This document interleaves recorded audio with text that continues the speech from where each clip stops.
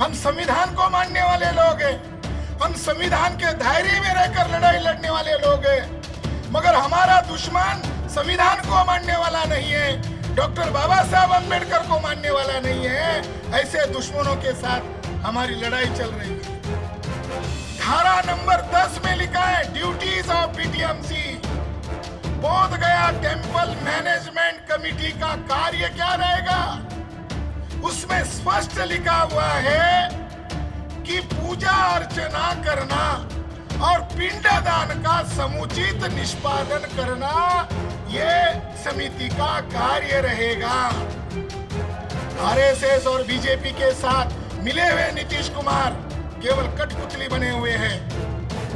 इंद्रेश कुमार कौन है? इंद्रेश कुमार आतंकवादी ब्राह्मण है। मोहन भागवत के बाद सेकंड है। आने वाले 15 अप्रैल के दिन, 14 अप्रैल होने के पश्चात नेक्स्ट डे काली फीत लगाकर घर, मोहल्ले, विहार, चौक, चौराहे पर निषेध आंदोलन करना है। उसके वीडियोग्राफ बनाने हैं, उसके फोटोग्राफ बनाना है और इसको देशव्यापी लेवल पर बिहार सरकार का और केंद्र सरकार का काली फीत लगाकर निषेध आंदोलन करना है। कोई नेशनल मीडिया नहीं दिखा रहा है, ये सोशल मीडिया से ये देशव्यापी नहीं, अभी अंतरराष्ट्रीय मूवमेंट हो गई है। अगर वो मानते हैं ठीक है, नहीं तो 30 मई को हम भारत बंद करेंगे। हम इंटरनेशनल कोर्ट में महाबोधि महाविहार का केस जल्द ही सादर कर रहे हैं। जब ब्रिटिश काल था तो ब्रिटिश लोग कहते थे कि सबको जज बनाओ मगर ब्राह्मणों को जज मत बनाओ। तो ब्राह्मणों ने पूछा क्यों मत बनाओ? तो ब्रिटिश लोगों ने कहा ब्राह्मणों के अंदर जुडिशियल कैरेक्टर नहीं होता, उनके पास न्याय का चरित्र नहीं। राम मंदिर के बाउंड्री के अंदर और बाउंड्री को लगे हुए 4 अशोक राजा के स्तूपाज है और उसमें से एक स्तूपा के अंदर शाक्य मुनि तथागत बुद्ध के शरीर के अवशेष है। वो आज राम मंदिर ट्रस्ट वाले उसको तोड़ना चाहते हैं। साथियों, महाबोधि महाविहार मुक्ति आंदोलन अनागारिक धर्मपाल जी ने शुरू किया था। श्रीलंका के वो भिक्खु थे। महंत त्रिवेणी गिर ने पिछले सप्ताह में मीटिंग किया, प्रेस कॉन्फ्रेंस किया, अपनी कोठी में किया और जिसमें उसने डायरेक्टली इनडायरेक्टली आरएसएस का जिक्र किया। वो कह रहा है कि ये महाबोधि महाविहार केवल बोध गया का मामला नहीं है, ये समस्त हिंदुओं का मामला है, ये समस्त भारतीय हिंदुओं का मामला है। हम बैठकर फैसला लेंगे मगर हम बौद्धों के हवाले नहीं करेंगे। इसका मतलब है महंत के पीछे आरएसएस है। मैं यहाँ का जो सीआईडी विभाग है, यहाँ का जो पुलिस कमिश्नर है, उनको करबद्ध विनती कर रहा हूँ, आप देश की सेवा करो, हम आपके साथ हैं, मगर आप आरएसएस की सेवा करो, हम आपके साथ नहीं रहेंगे। ये मोहन भागवत ने एक डुप्लीकेट संगठन बनाया है और उस संगठन का नाम है मुस्लिम राष्ट्रीय मंच। उसका हेड है इंद्रेश कुमार जो आतंकवादी है। सावधान रहो साथियों। जिस बीटी एक्ट का बोध गया में विरोध हो रहा है वो काला कानून है और उस काले कानून को पूरे भारत भर में जलाना चाहिए। जिस कानून की वजह से ब्राह्मणों का पवित्र भूमि बोध गया पर कब्जा है और ब्राह्मण लोग आज भी उस जगह को छोड़ना नहीं चाहते हैं, इसलिए इस सभा के और नागपुर के नाग लोगों के उपस्थिति में इस एक्ट को आज मैं जला रहा हूं।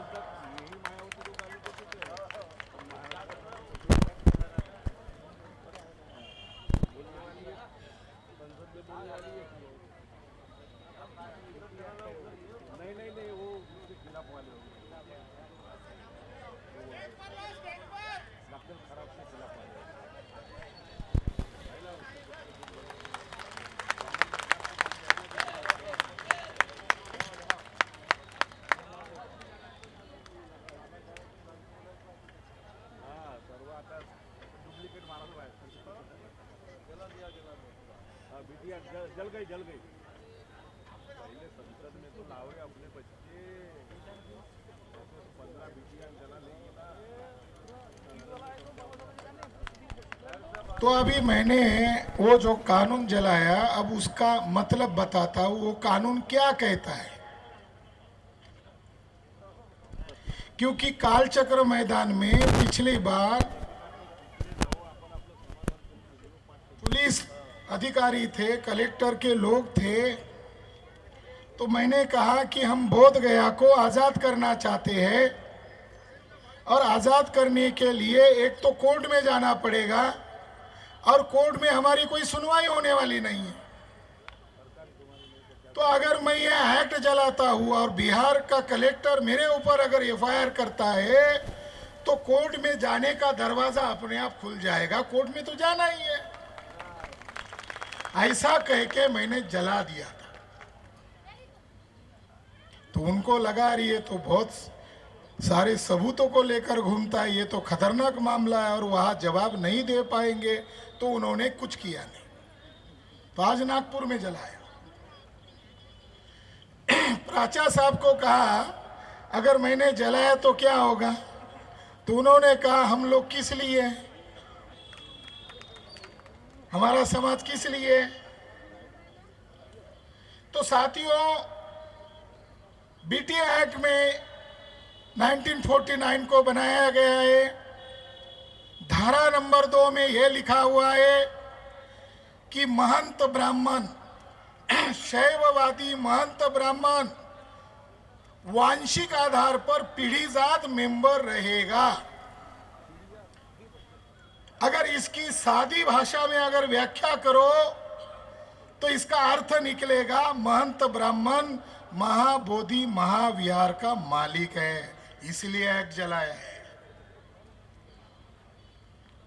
महंत ब्राह्मण का कंट्रीब्यूशन क्या है कि पीढ़ी जात वो मेंबर रहेगा। वो शंकराचार्य को आदर्श मानने वाले लोग हैं। शंकराचार्य को तो मोहन भागवत आदर्श मानता है, आरएसएस के लोग आदर्श मानते हैं, क्योंकि आदि शंकराचार्य टेररिस्ट ब्राह्मण है, आतंकवादी ब्राह्मण। और शंकर दिग्विजय नामक ग्रंथ में यह लिखा हुआ है कि आदि शंकराचार्य ने भिक्षुओं का वेश धारण किया, डुप्लीकेट भिक्षु बने और ओरिजिनल भिक्षुओं का गले काटकर हत्या किया। इसलिए आदि शंकराचार्य की फौज को प्रछन्न बौद्ध कहते, डुप्लीकेट बौद्ध, हत्यारे लोग हैं ये। और जिन्होंने भारत में बौद्ध धर्म को खत्म करने के लिए हिंसा अभियान चलाया, वो ब्राह्मण इसका पीढ़ीजात मेंबर रहेगा। इसका मतलब है कि ये कानून महंत ब्राह्मण को मालिक घोषित करता है, इसलिए इसको जलाना जरूरी है। धारा नंबर 10 में लिखा है ड्यूटीज ऑफ बीटीएमसी। बोध गया टेंपल मैनेजमेंट कमिटी का कार्य क्या रहेगा, उसमें स्पष्ट लिखा हुआ है कि पूजा अर्चना करना और पिंडदान का समुचित निष्पादन करना यह समिति का कार्य रहेगा। पिंडदान काय के लिए कर रहे हो, मरने के बाद। वो जगह मरने की जगह है या मुक्त होने की जगह है, वो तो बोधि ज्ञान है। कितना घृणित अपमान है। बीटी एक्ट जिन ब्राह्मणों ने बनाया उन्होंने वहां पिंडदान का प्रावधान किया, और पिंडदान करना यह बौद्ध धर्म के लिए भयंकर अपमान है, इसलिए इस एक्ट को जलाना चाहिए। धारा नंबर 13 में लिखा हुआ है कि भले ही यह बौद्धों का स्थान है, लिखने वालों को मालूम था आज न कल ये लोग जगेंगे, फिर आंदोलन करेंगे, विवाद होगा, तो पहले ही लिख डाला यह बौद्धों का भले ही स्थान है, मगर कल जाकर हिंदुओं और बौद्धों में कोई विवाद होता है तो उसका समाधान न्यायपालिका में नहीं किया जा सकता, उसका समाधान बिहार राज्य का सीएम करेगा। ये कितना गुंडागर्दी वाला कानून है, ये तो गुंडागर्दी है।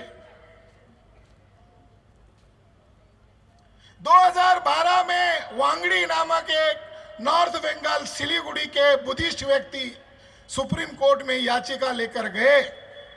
उनकी एक ही डिमांड थी कि ये जो 9 सदस्य में 4 बौद्ध है और 5 गैर बौद्ध है, तो उनकी डिमांड थी 9 के 9 बौद्ध होने चाहिए। 2012 में याचिका दायर की और 2018 में सुप्रीम कोर्ट के जज ने उस याचिका को खारिज करते हुए कहा यह जुडिशियल मैटर नहीं है, यह लेजिस्लेचर का मैटर है, यह विधिमंडल का मैटर है। कितने बदमाश है जजेस, ऐसा मिस इंटरप्रिट करने वाले, मिस इंटरप्रिट करने में ये लोग उस्ताद है। इसलिए इसका एक्ट को जलाना पड़ेगा। ब्रिटिशों के कानून को तुम मानते नहीं थे, तब तुम महान हो गए। जब हमारे होली प्लेस पर ब्राह्मणों का कब्जा किया जा रहा है, केवल कब्जा नहीं किया जा रहा है, आरएसएस और बीजेपी के साथ मिले हुए नीतीश कुमार केवल कठपुतली बने हुए हैं। और वहां का जो गवर्नर था, अभी केरला गया है, उसके ऊपर राष्ट्रद्रोह का मुकदमा दर्ज करना चाहिए। जो वहां का गवर्नर था अभी भी जिंदा है, जिसका नाम आर्लेकर है, गोवा का चित्पावन ब्राह्मण है, ओरिजिनल आरएसएस का वर्कर है, उसको गोवा राज्य का गवर्नर बनाया। और उसने इंद्रेश कुमार की मौजूदगी में ये कहा ये बोध गया बुद्ध स्थली नहीं है, ये शिव मंदिर है। जो ब्राह्मण चुपके से इसका गलत प्रचार कर रहे थे, आज गवर्नर की ये हैसियत कहां से आ गई? इंद्रेश कुमार कौन है? इंद्रेश कुमार आतंकवादी ब्राह्मण है, मोहन भागवत के बाद सेकंड है। 22 जगह पर बम ब्लास्ट के उसके ऊपर आरोप है।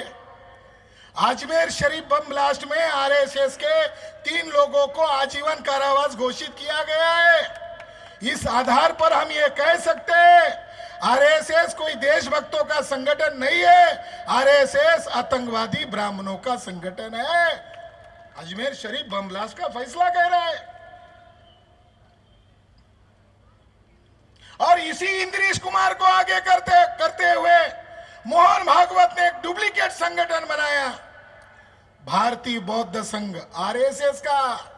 उसका मार्गदर्शक इंद्रेश कुमार वहां कुंभ मेला में चेयर पर बैठा हुआ है। कई किराए से लाए होंगे भिक्खू, या उन्हीं के लोग भिक्खू के पोशाक में होंगे, फूल डाल रहे। देखो हमारे आदरणीय भिक्खू ऐसा कर रहे। इंद्रेश कुमार गुजरात का कार्यकर्ता है, उसको भिक्खू बनाया। और भिक्खू बनाकर क्या उसने प्रचार किया, उसका नाम रखा डुप्लीकेट नाम, संघ प्रिय राहुल। हमारे एक भंती जी कह रहे थे कि मुसलमान से हमारा कोई नाता नहीं है, हमें अपनी लड़ाई लड़नी चाहिए। वो भिक्खू बन के क्या बोल रहा है एक वीडियो कि हिंदू राष्ट्र में बौद्धों का फायदा होने वाला है। ये वीडियो गैर बुद्धिस्ट देख रहे हैं, मुसलमान देख रहे हैं, और मुसलमानों में भ्रम पैदा हो रहा है। ये भिक्खू का पोशाक पहने वाला आदमी शायद हिंदू राष्ट्र बनाने में मदद कर रहा है। गलतफहमी को दूर करना चाहिए। तो ये एक्ट को जलाना चाहिए और भविष्य में इसको गांव-गांव में, जिले-जिले में जलाया जाएगा। हमारी डिमांडें रद्द करो। हमने चरणबद्ध आंदोलन घोषित किए। 28 फरवरी को ज्ञापन आंदोलन दिया महामहिम राष्ट्रपति महोदया के नाम पर। 6 मार्च को धरना आंदोलन किया और तीसरे चरण में 12 मार्च को रैली प्रदर्शन किया। तो अभी भी रैली प्रदर्शन पर ही हमारी लोगों की सुई अटकी हुई है, अभी भी रैली ही चल रही है। अब लोग कह रहे हैं आगे क्या करना चाहिए। हम लोग वहां भूखे प्यासे बैठे हुए, हमारे आदरणीय भिक्खू परेशान हैं, उनको गालियां दी जा रही है, उनको धमकाया जा रहा है, मगर वो महाबोधि महाविहार के लिए डटे हुए हैं। आपको आश्चर्य लगेगा, वहां जो भिक्खू बैठे हुए हैं उन्होंने एफिडेविट लिख के दिया है, अगर हम मर भी गए तो हमारे परिवार वाले लोग ये आंदोलनकर्ताओं के प्रमुख लोगों पर ब्लेम नहीं लगाए। ये लिख के दिया उन्होंने हमें एफिडेविट करके। क्या करना चाहिए, इसका फैसला करने के लिए हम नागपुर में ये सभा का आयोजन किया है। अब क्या करें, अब आगे आगे क्या किया जाएगा? हम संविधान को मानने वाले लोग हैं, हम संविधान के दायरे में रहकर लड़ाई लड़ने वाले लोग हैं, मगर हमारा दुश्मन संविधान को मानने वाला नहीं है, डॉक्टर बाबा साहब अंबेडकर को मानने वाला नहीं है। ऐसे दुश्मनों के साथ हमारी लड़ाई चल रही है। आदरणीय विनयाचार्य बंते जी ने कहा कि आने वाली 12 मई को जिस दिन शाक्य मुनि तथागत भगवान बुद्ध की जयंती है, उस दिन तो लोग जाते ही है, मगर ये नेशनल कॉल किया जा रहा है। ये केवल नागपुर के लोगों को कॉल नहीं किया जा रहा है, ये समस्त भारतीय लोगों को, बहुजन लोगों को कॉल किया जा रहा है कि 12 तारीख का रिजर्वेशन करो और चलो बोध गया। अभी हमें वहां शक्ति प्रदर्शन करना होगा। अब हम अगले चरण की मैं घोषणा कर रहा हूं। आने वाले 15 अप्रैल के दिन, 14 अप्रैल होने के पश्चात नेक्स्ट डे काली फीत लगाकर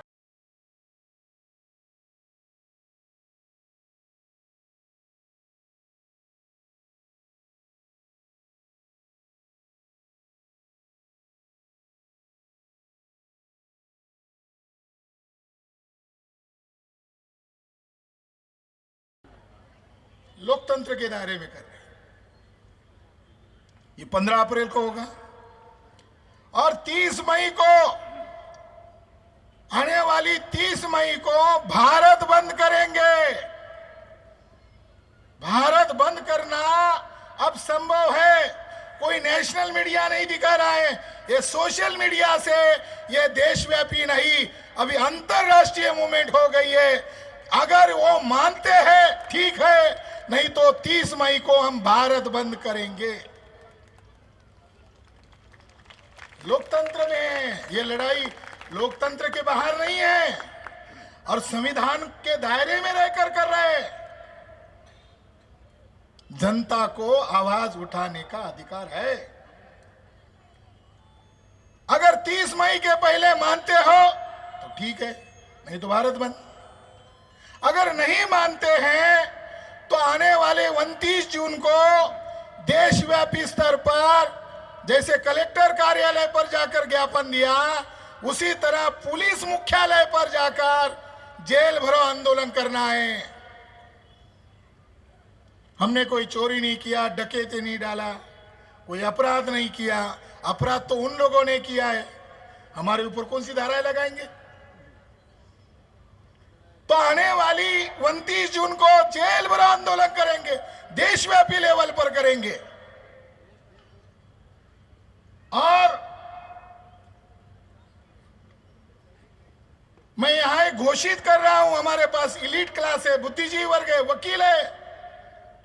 हम इंटरनेशनल कोर्ट में महाबोधि महाविहार का केस जल्द ही सादर कर रहे हैं। प्राचा साहब कह रहे थे कि भारत में कोर्ट में करेंगे। मैंने कहा भारत के जजेस होते तो मान लिया जाता। जब ब्रिटिश काल था तो ब्रिटिश लोग कहते थे कि सबको जज बनाओ, मगर ब्राह्मणों को जज मत बनाओ। तो ब्राह्मणों ने पूछा क्यों मत बनाओ, तो ब्रिटिश लोगों ने कहा ब्राह्मणों के अंदर जुडिशियल कैरेक्टर नहीं होता है, उनके पास न्याय का चरित्र नहीं होता। वो लड़ना चाहते हैं लड़े, हमारा समर्थन है, मगर इंटरनेशनल कोर्ट में वो टिक नहीं पाएंगे।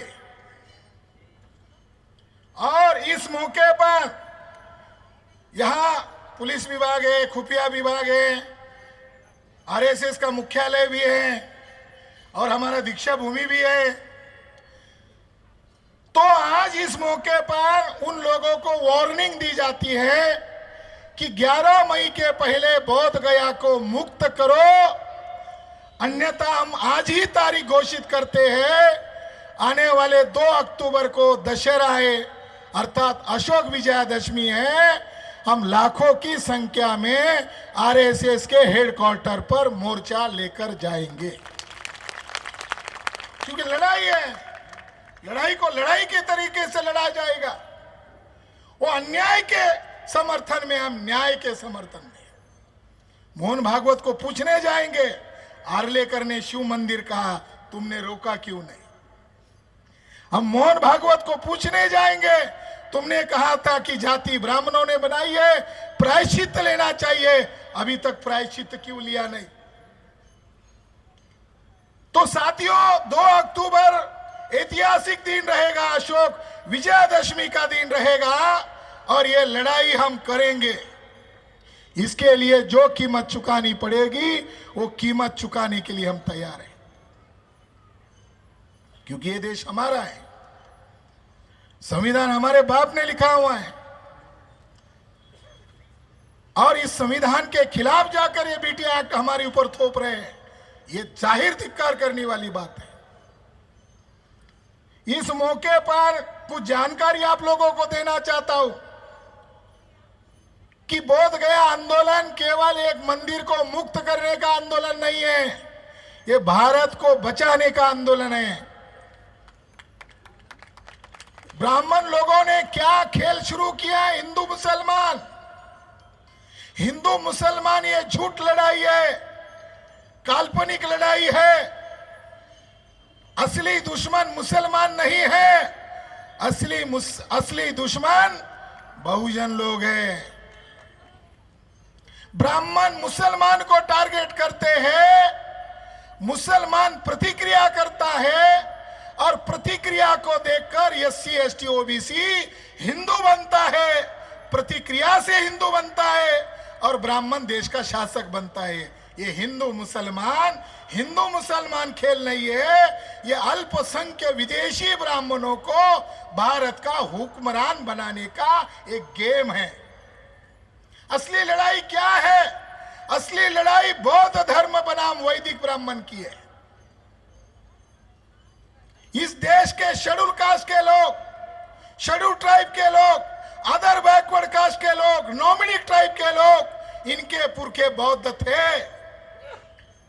इनको जगाने के लिए बाबा साहब अंबेडकर ने नागपुर में धर्मांतर किया, और ये कहा कि ये महारों का धर्म है, इसीलिए महारों को दे रहा हूं, ऐसा नहीं कहा। ये कहा ये नाग लोगों का धर्म है, ये नागपुर उसकी निशानी है, या नाग नदी बहती है, और नाग लोग जो है ये बहुजन लोग हैं, जिनको 6500 जातियों के टुकड़े में इन विदेशी ब्राह्मणों ने तोड़ा है। इन नाग लोगों को धर्म की दीक्षा दिया, ये नाग लोगों का धर्म है।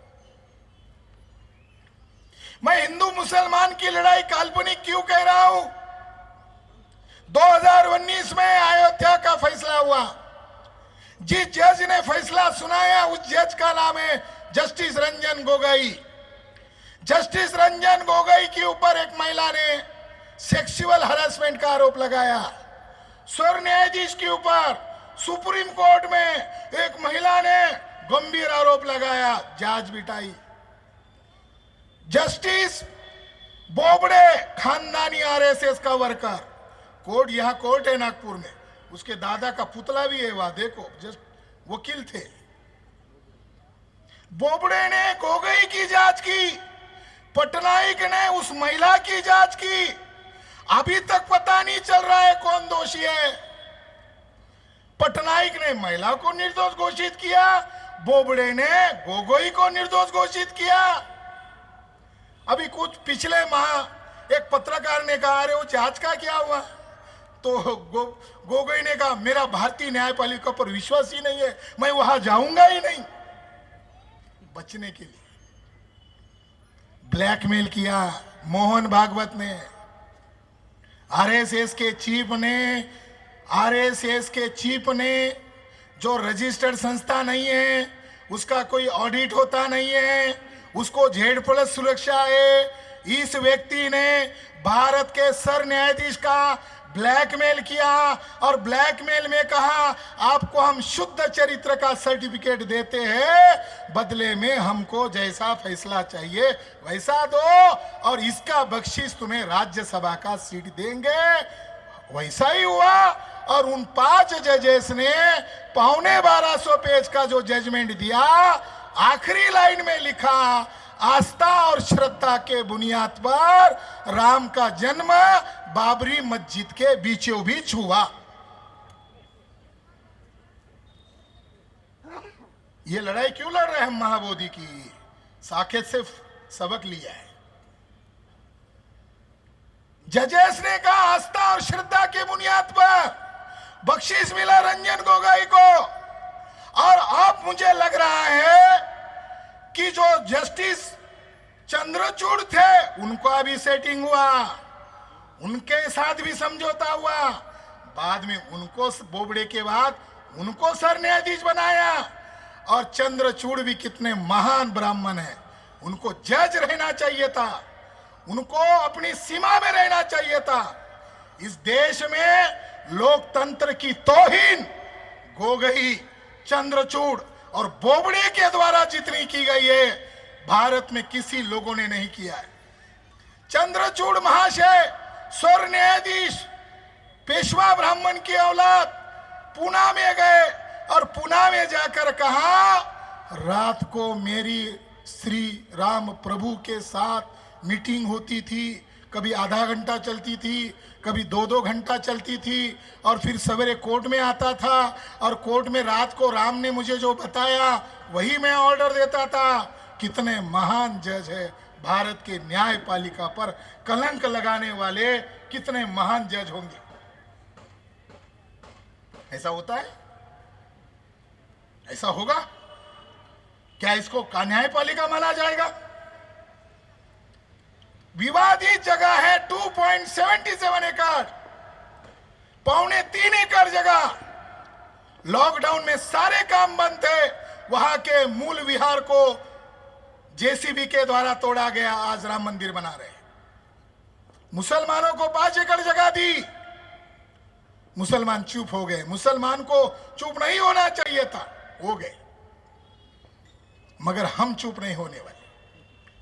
वो जो जगह है, फैसला आते ही 2.77 एकड़ का फैसला नहीं सुनाया, राम मंदिर ट्रस्ट बनाने का आदेश दिया और राम मंदिर ट्रस्ट को 77 एकड़ जगह घोषित किया।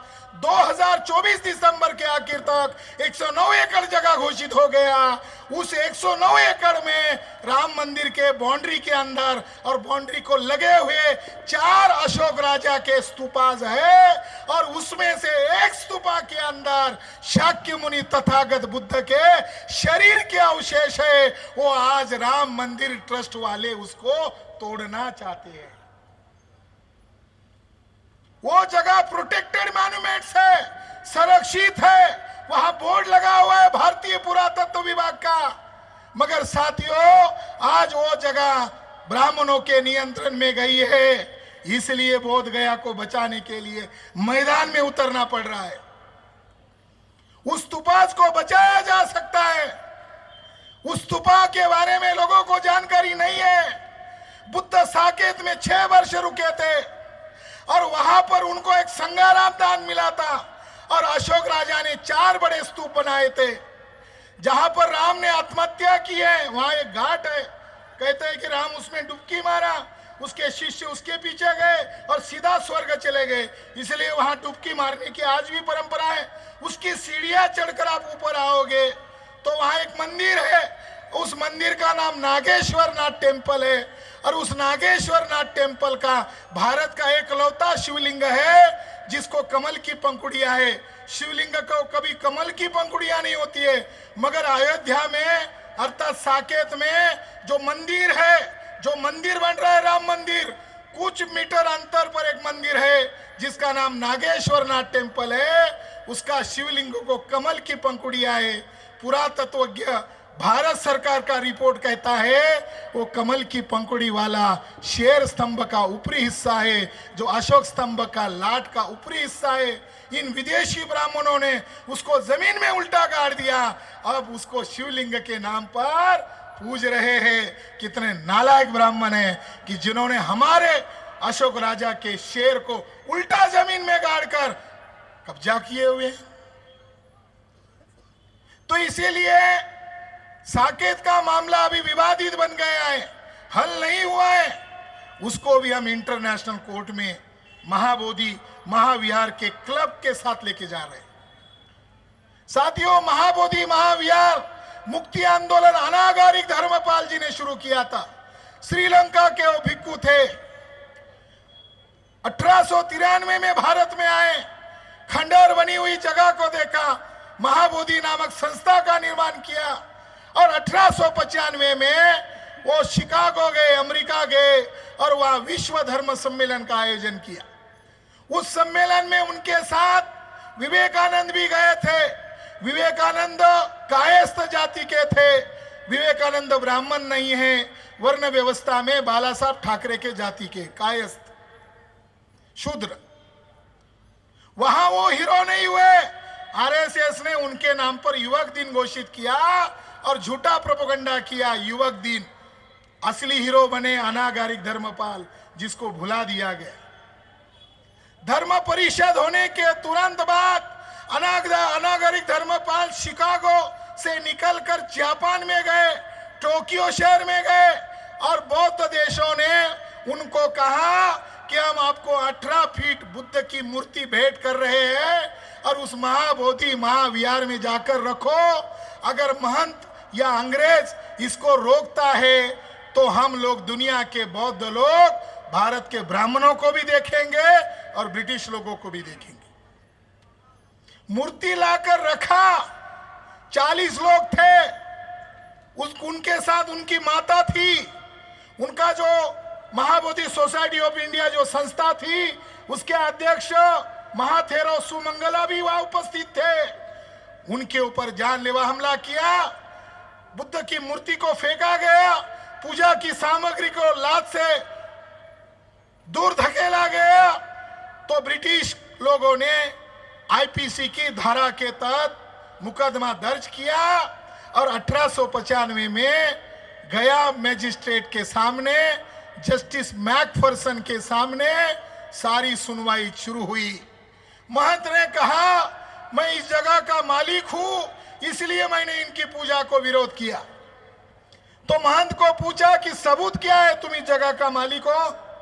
कोई ताम्रपट है, कोई अभिलेख है, क्या है तुम्हारे पास? तो उसने कहा, मेरे पास पुराण है और हमारे पुराण में कहा है कि सिद्धार्थ बुद्ध का हमारे साथ कोई संबंध नहीं है। जो सिद्धोधन का पुत्र है उसके साथ हमारा कोई संबंध नहीं है। हमारा संबंध विष्णु का जो अवतार बुद्ध है उसके साथ हमारा संबंध है। मैकफर्सन ने कहा, तो तुम्हारे ग्रंथों में उस बुद्ध की तारीफ की है, गालियां दी है? तारीफ तो करनी चाहिए। तो अलग अलग धर्म ग्रंथों को दिखाया। रामायण में बुद्ध को चोर कहा, अगर अवतार है तो चोर क्यों कह रहे हो? ब्रह्मांड पुराण की कॉपी दिखाई गई कोर्ट के चेंबर में और उसको पढ़ने को कहा तो उसमें लिखा हुआ था कि किसी भी ब्राह्मण को बुद्धालय यानी बुद्ध विहार नहीं जाना चाहिए, बुद्ध के मूर्ति का चेहरा देखना नहीं चाहिए। अगर गलती से भी देख लिया तो उसका अगला जन्म जो है जानवर के रूप में होगा, गधे के रूप में होगा, लिखा हुआ है। तो कोर्ट ने कहा, अगर बुद्ध तुम्हारे विष्णु का अवतार है तो बुद्ध का चेहरा देखना पाप क्यों मान रहे हो? साथियों, वो सिद्ध नहीं कर सका।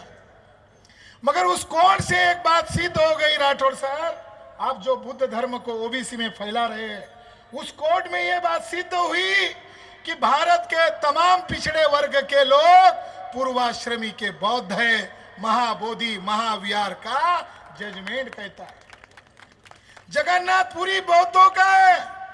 ये जो शंकराचार्य के जो 4 धाम है, ये महाविहार है। ये इस कोर्ट से सिद्ध हुआ। आखिरी में उस जजमेंट में यह कहा गया कि इसको सूली पर चढ़ा दिया जाए तो भी कम है इस मंद को, इसको आजीवन कारावास दिया जाए तो भी कम है।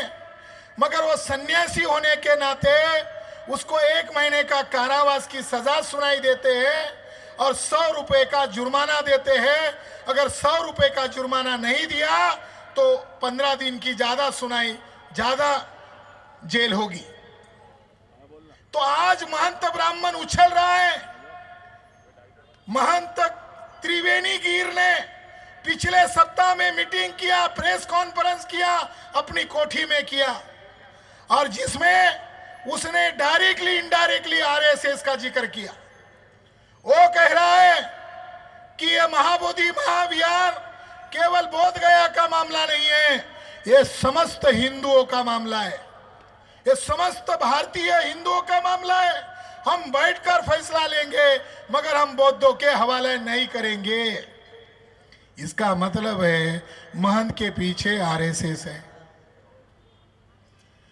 अभी मेरा मैंने एक वीडियो बनाया, मुझे आश्चर्य लग रहा है कि नरेंद्र मोदी दीक्षा भूमि अचानक क्यों आए। मुझे आश्चर्य लग रहा था कि नरेंद्र मोदी नागपुर में क्यों आए, उसमें भी दीक्षा भूमि पर क्यों गए।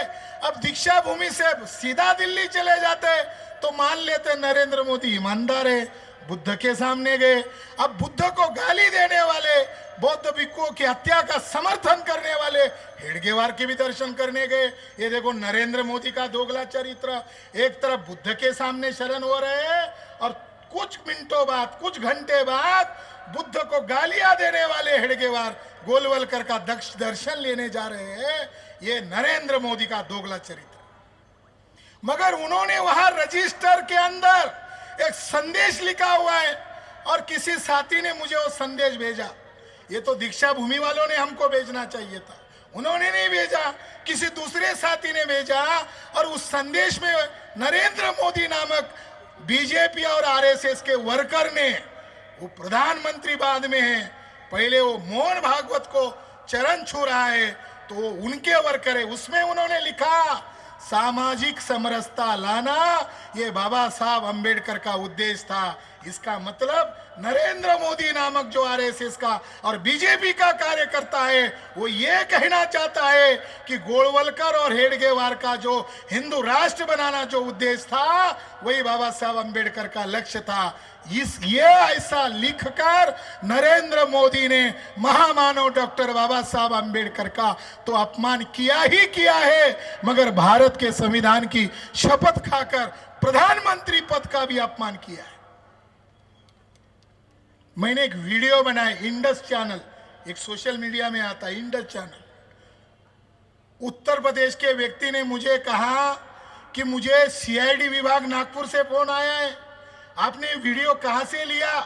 5 मिनट का वीडियो है और मैंने इस बात का खंडन किया कि बाबा साहब का लक्ष्य और हेडगेवार गोलवलकर का लक्ष्य एक नहीं है। मैंने सबूत के साथ नरेंद्र मोदी की टिप्पणी का विरोध किया, मगर टीवी चैनल वाले को धमकी दिया जा रहा है इसको डिलीट करो। मैं यहाँ का जो सीआईडी विभाग है, यहाँ का जो पुलिस कमिश्नर है, उनको करबद्ध विनती कर रहा हूं, आप देश की सेवा करो, हम आपके साथ हैं, मगर आप आरएसएस की सेवा करो, हम आपके साथ नहीं रहेंगे।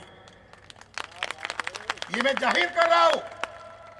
यहाँ की पुलिस फडणवीस के इशारे पर काम कर रही है, यहाँ की पुलिस आरएसएस के इशारे पर काम कर रही है। आखिरी बात, किसी बनते ने कहा कि हमको हमारी लड़ाई लड़नी है, मुसलमान की लड़ाई लड़नी नहीं है। मुसलमान का डीएनए चेक हुआ, वो पूरा भारतीय निकला, शुद्ध स्वदेशी निकला, उनकी भाषा में शुद्ध देशी निकला। और ब्राह्मण का डीएनए चेक हुआ, 100% विदेशी निकला। तो हमें मुसलमानों का, शोषित भाइयों का समर्थन करने में हमें किस बात की लज्जा है, जिसका डीएनए हमारा डीएनए एक है। और उन मुसलमानों ने महामानव डॉक्टर बाबा साहब अंबेडकर को खुलना, जसोर, फरीदपुर, बोरीसाल, वेस्ट बंगाल से संविधान सभा में चुनकर भेजा। हम मुसलमान के साथ खड़े रहेंगे और उनका जो कर्जा हमारे ऊपर है उसको चुकता करेंगे। उनके कारण संविधान बना हुआ। ये आरएसएस के लोग, मुसलमानों को भी समझना है कि आरएसएस के लोगों से सावधान रहो। मौलाना इलियासी को आगे लिया है और मौलाना इलियासी के द्वारा एक नया धर्म की स्थापना करने वाले ये लोग, यानी मुसलमानों की ईमान पर खतरा मंडरा रहा है। मौलाना इलियासी से सावधान रहो। ये मोहन भागवत ने एक डुप्लीकेट संगठन बनाया है और उस संगठन का नाम है मुस्लिम राष्ट्रीय मंच। उसका हेड है इंद्रेश कुमार, जो आतंकवादी है। सावधान रहो, ये मुसलमानों का संगठन नहीं है, ये आरएसएस का डुप्लीकेट संगठन है। ईसाइयों का संगठन बनाया ईसाई राष्ट्रीय मंच, सिखों का संगठन बनाया, बौद्धों का डुप्लीकेट संगठन बनाया भारतीय बौद्ध संघ। जिन आठवले साहब का जिक्र किया गया, 2017 में दिल्ली में अधिवेशन हुआ भारतीय बौद्ध संघ का, अतिथि आठवले साहब थे, अध्यक्ष मोहन भागवत थे। देखो लड़ाई कितनी खतरनाक हो रही है। तो हमें इन लोगों से सावधान रहना। ब्राह्मणों का डीएनए विदेशी है, इसलिए उनको किसी भी जगह पर कब्जा करने का कोई नैतिक अधिकार नहीं है। ब्राह्मणों का डीएनए का नाम है R1A1, ब्राह्मणों के डीएनए का नाम है R1A1। और भारत के SC ST OBC nominated tribe और माइनॉरिटी में मुस्लिम, सिख, जैन, बुद्धिस्ट, ईसाई, इन सभी लोगों का डीएनए का नाम है L3MN। भारतीय बहुजनों का डीएनए का नाम है L3MN। हमारे लोग फलाना प्रसन्न गाड़ी पर लिखते रहते हैं। मैं आपको कह रहा हूं, आपके गाड़ी पर इतना लिखो L3MN डीएनए जिंदाबाद। लोगों को पता तो चलेगा ये कौन सा बाबा आ गए। फलाना प्रसन्न लिख रहे थे, अब L3MN लिखो और नीचे लिखो डीएनए जिंदाबाद। तो डीएनए के आधार पर ब्राह्मण विदेशी है, तो महाबोधि छोड़ो, भारत के इंच भर जमीन पर भी उनको अधिकार दिखाने का नैतिक अधिकार नहीं है। अगर ब्राह्मणों को बुरा लगता है तो भारत की किसी भी न्यायपालिका में चले जाए, कुछ ज्यादा डिबेट करने की जरूरत नहीं है। दो बूंद मेरा निकाला जाए और 2 बूंद मोहन भागवत का निकाला जाए, दूध का दूध, पानी का पानी हो जाएगा। मगर वो इससे डरते हैं, डीएनए के आधार पर ब्राह्मण विदेशी है और तमाम बहुजन लोग भारत के मूल निवासी है, नागवंशी है। बाबा साहब इनको नागवंशी कहते हैं। तो नागवंशियों की धरती से हम ऐलान कर रहे हैं, आने वाली 2 अक्टूबर को आरएसएस के हेडक्वार्टर पर शांति मार्च निकालेंगे और कुछ सवाल है मोहन भागवत को पूछने लायक है, वो वहां पूछेंगे। आपने मेरी बात ध्यान से सुनी, इसके लिए आभार और धन्यवाद। और नागपुर के सभी समाज बांधवों का मैं हृदय से ऋणी हूं कि ये कार्यक्रम न हो। इसके लिए कई लोगों को काम पर लगाया था, कुछ लोग भेष बदलकर काउंटर में कार्यक्रम कर रहे। अभी सप्ताह पहले कार्यक्रम लगाया, ये कार्यक्रम तो महीने भर पहले था। और एक बनते हर्ष बोधी है, उसको बुलाकर कार्यक्रम कर रहे थे। और 2 महीने पहले हर्ष बोधी हमारे आदरणीय भिक्खु है, मगर गडकरी को लेकर महाबोधि महाविहार में जाकर सत्कार करवाया। साथियों, अपने और पराये को समझना होगा और ऐसे भटके हुए लोगों को मार्गदर्शन करके सही रास्ते पर लाना होगा। जो चरणबद्ध आंदोलन है, इसको आगे चलाना है। नमो बुद्धाय, जय भीम।